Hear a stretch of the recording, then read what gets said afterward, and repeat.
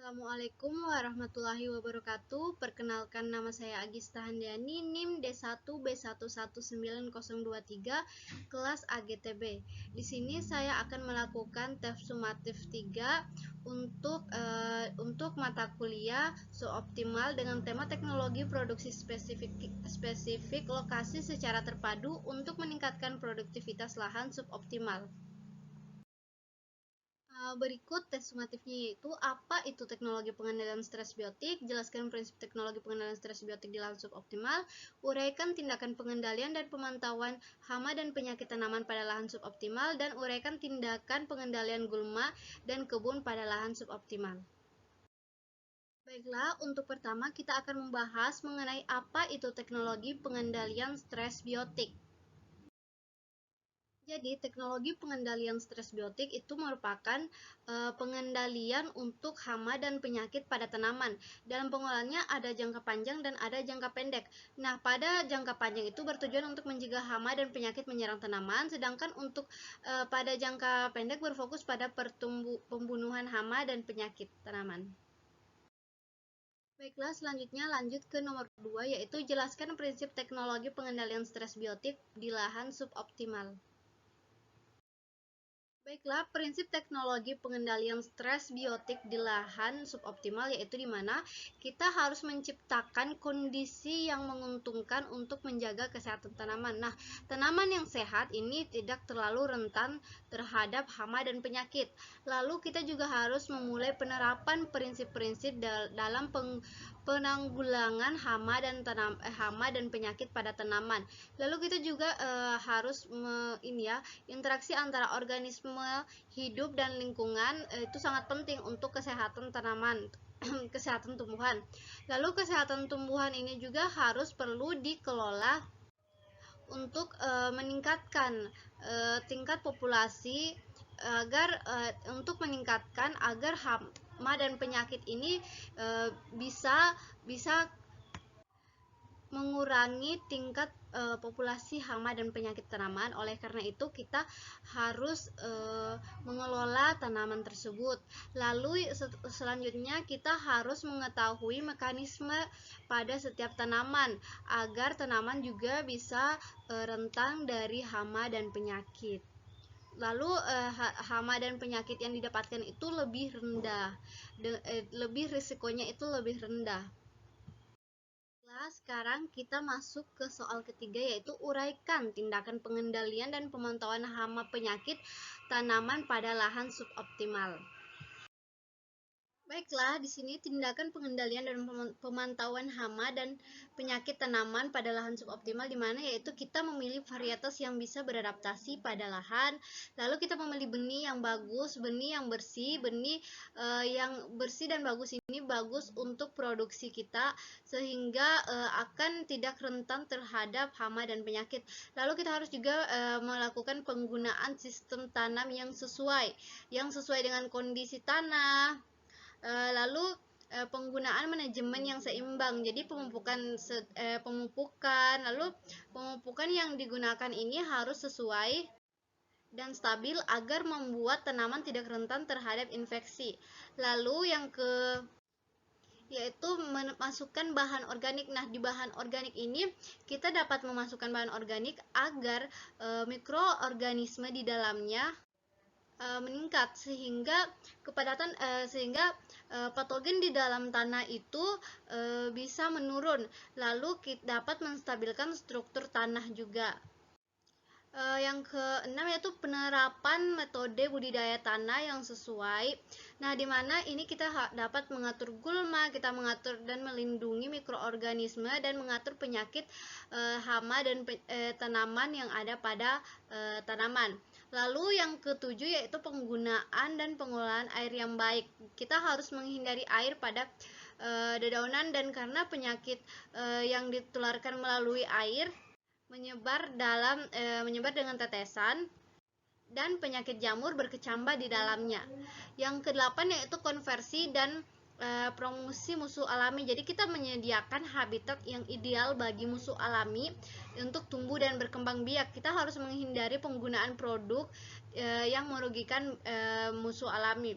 Lalu yang kesembilan yaitu pemilihan waktu dan jarak tanam. Jadi kita harus memberikan jarak tanam yang bagus agar dapat menghindari hama dan penyakit. Lalu penggunaan tindakan sanitasi yang tepat pada bagian tanaman.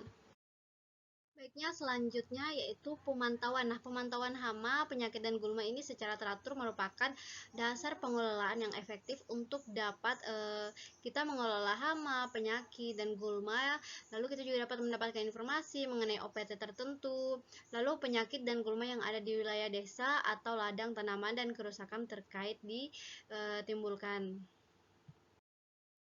Baiklah, kita memasuki nomor 4, yaitu kita uraikan tindakan pengendalian gulma dalam kebun dan pada lahan suboptimal. Baiklah, tindakan pengendalian gulma dalam kebun pada lahan suboptimal. Nah, yang pertama itu tindakan preventif. Jadi, ini kita harus memilih varietas tanaman dari tinggi tanaman, daun tanaman. Kita harus mengetahui manakah varietas yang baik untuk ditanami dalam beberapa tanaman. Lalu misalnya budidaya kacang dengan jagung itu dapat lebih tahan hama dan tanaman penyakit. Lalu pengmulsaan. Jadi gulma itu akan sedikit sulit untuk tumbuh pada daerah yang diberikan mulsa karena gulma akan sulit dalam mendapatkan cahaya.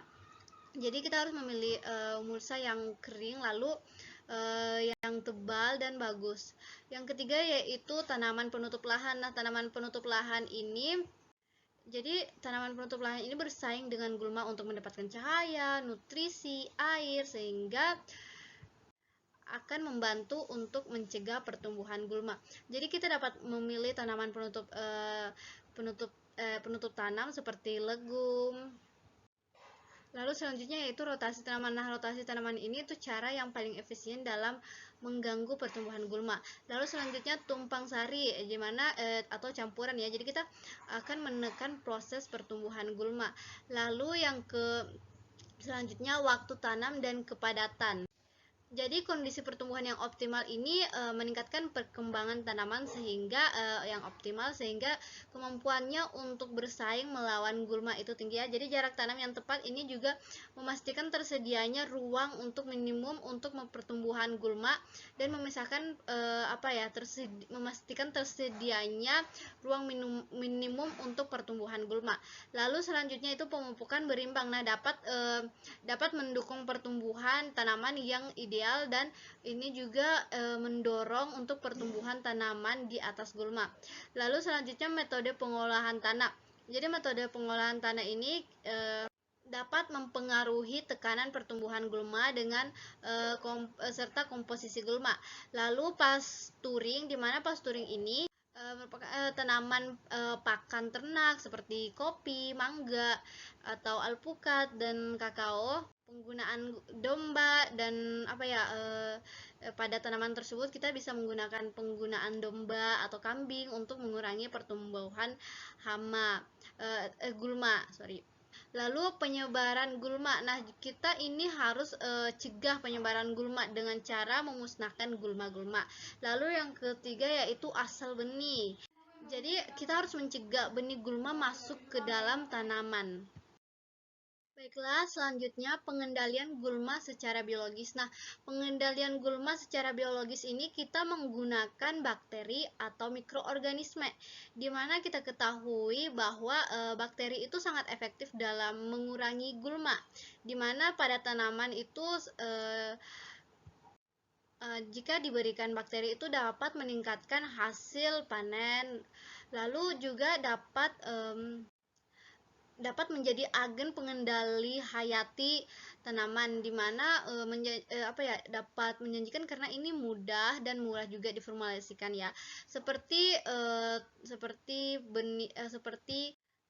fungi, rizobakteri, intinya seperti rizobakteri, mikroorganisme begitu ya. Lalu selanjutnya itu kontrol mekanis. Nah, cara ketiga yaitu kontrol mekanis. Nah, di mana kontrol mekanis ini penyimpanan yaitu penyiangan manual dan penyiangan dengan api. penyiangan dengan manual ini kita digunakan di lapangan ya, kayak menggunakan alat-alat berat seperti parang, atau kita mencabut, memotong gulma menggunakan alat berat atau alat apa, yang intinya dia menggunakan alat dan di lapangan. Lalu penyiangan ini juga dilakukan sebelum gulma berbunga dan menghasilkan biji. Lalu selanjutnya kita akan melakukan penyiangan dengan api. Nah, penyiangan dengan api ini kita membakar tanaman, di mana ini tanaman dipanaskan ya. Jadi sehingga tanaman akan mati karena tanaman kan tidak bisa hidup jika diberikan api ya. Kalau dibakar lah intinya. Jadi ini metode yang efektif juga, tapi cukup mahal karena menggunakan bahan bakar. Lalu metode ini juga tidak efektif sih sebenarnya untuk melawan akar gulma. Baiklah, itu tadi tes sumatif saya, tes sumatif 3. Saya ucapkan terima kasih dan mohon maaf jika ada salah kata. Wassalamualaikum warahmatullahi wabarakatuh. Sampai ketemu di tugas selanjutnya.